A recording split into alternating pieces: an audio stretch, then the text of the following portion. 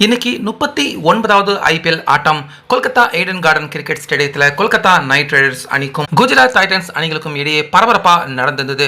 So இப்படி இருக்க இந்த மேட்ச்ல மட்டுமே பார்த்தீங்கன்னா 1 இல்ல 2 இல்ல 6 தமிழக பிளேயர்கள் அவங்களுடைய வெறியாட்டத்தை இன்னைக்கு வெளிப்படுத்தியிருக்காங்க.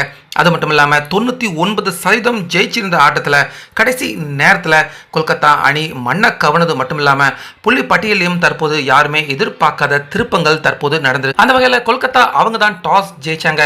ஆனால் ஃபர்ஸ்ட் குஜராத் அணி அவங்கள பேட்டிங் பண்ண வைக்க அங்கேயே ஃபர்ஸ்ட் நம்ம தமிழக பிளேயர் சாய் சுதர்ஷன் கில் 2 பேருமே வந்து அற்புதமான ஓப்பனிங் பார்ட்னர்ஷிப் கொடுத்தாங்க. சாய் சுதர்ஷன் இன்னைக்கும் பார்த்தீங்கன்னா ஹாஃப் செஞ்சுரி அடிச்சு 52 ரன்களில் அவுட் ஆயிட்டாரு.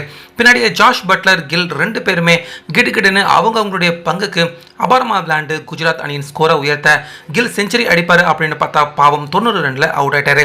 ஆனால் ஜாஷ் பட்லர் 41 ரன் எடுத்து கடைசி வரைக்கும் நாட் அவுட் ஆகாம இருந்தாரு. ஆனால் ராகுல் திரிபாதி டக் அவுட் ஆக கடைசியா வந்த மற்றொரு தமிழக பிளேயரான ஷாருக் கான் அவருடைய பங்குக்கு ஒரு சிக்ஸர் பவுண்டரிகளை அடிக்க கடைசியா குஜராத் அணி 198 ரன்கள் வரைக்கும் இந்த மேட்ச்ல விளையாண்டு எடுத்திருந்தாங்க. இப்படி இருக்க கொல்கத்தா அணி பக்கம் போலிங் எடுத்துக்கிட்டா மற்றொரு நம்ம தமிழக பிளேயரான வருண் சக்கரவர்த்தி அவரும் அபாரமான போலிங்க குஜராத் அணிக்கு தான் வெளிப்படுத்தியிருந்தாரு. ஸோ 198 ரன்கள் எடுத்திருந்தாங்க. 199 டார்கெட்டை சேசிங் பண்றதுக்காக உள்ள வந்த கொல்கத்தா நைட் ரைடர்ஸ் அணி பக்கம் சுனில் நாராயண் குர்பாஸ் 2 பேருமே வந்தாங்க. ஆனால் குர்பாஸ் ஒரு ரன்னுக்கு அவுட் ஆயிட்டாரு. சுனில் நாராயண் அவரும் தட்டு தடுமாறி 17 ரன் மட்டுமே எடுக்க முடிஞ்சது.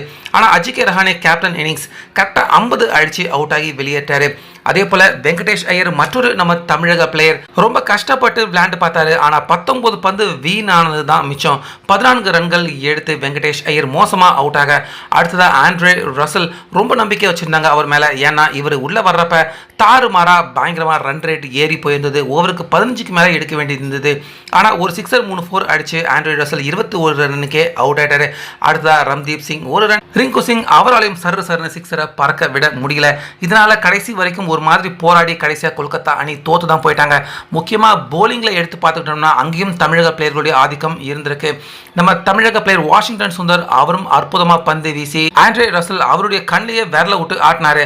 அதே போல சாய் சுதர்ஷன் அவரும் அற்புதமாக பந்து வீச இந்த சுலபமான வெற்றியை தற்போது குஜராத் அணி அவங்க இந்த மேட்ச்ல அடைய முடிஞ்சது. ஸோ இந்த ஆட்டம் முடிஞ்சதுக்கு அப்புறமா நம்ம பாயிண்ட்ஸ் டபுள் எடுத்து பார்த்துக்கிட்டோம்னா குஜராத் அணி சொல்லவே தேவையில்லை, ஏற்கனவே அவங்க முதலாவது இடத்துல தான் இருக்காங்க. அதுல இன்னும் வலுவாக சுமார் 6 வெற்றிகளோட 12 புள்ளிகளோட குஜராத் அணி ஃபர்ஸ்ட் இடத்தையே அவங்க தக்க வச்சுக்கிறாங்க.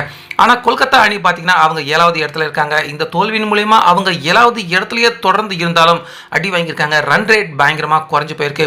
ஸோ நம்ம சிஎஸ்கே அணி அதே போல கீழே இருக்கிற ஹைதராபாத் ஆர்ஆர் அணி அடுத்தடுத்து வெற்றி அடைஞ்சாங்கன்னா கொல்கத்தா அணியின் இந்த தோல்வி நிச்சயமா அடுத்தடுத்து அவங்க மேலே ஏறி போறதுக்கான வாய்ப்பு நம்ம சிஎஸ்கேக்கு மட்டும் கிடையாது, கூடவே இருக்கிற இன்னும் 2 அணிகள் எல்லாருக்குமே இந்த தோல்வி ஒரு உதவியான தோல்வியாக நிச்சயமாக இருக்கும். ஸோ அந்த வகையில் இந்த ஒரே மேட்ச்ல நம்ம தமிழக பிளேயர்களுடைய ஆதிக்கம் நிறைய இருந்திருக்கு. எந்த மேட்ச்லையுமே நம்ம பார்த்ததில்ல. அந்த அளவுக்கு நம்ம தமிழக பிளேயர்கள் நிறைய பேர் இந்த மேட்ச் விளையாண்டு அவங்க டேலண்ட்டை வெளிப்படுத்துறதை பற்றி உங்க கருத்தை சொல்லுங்க.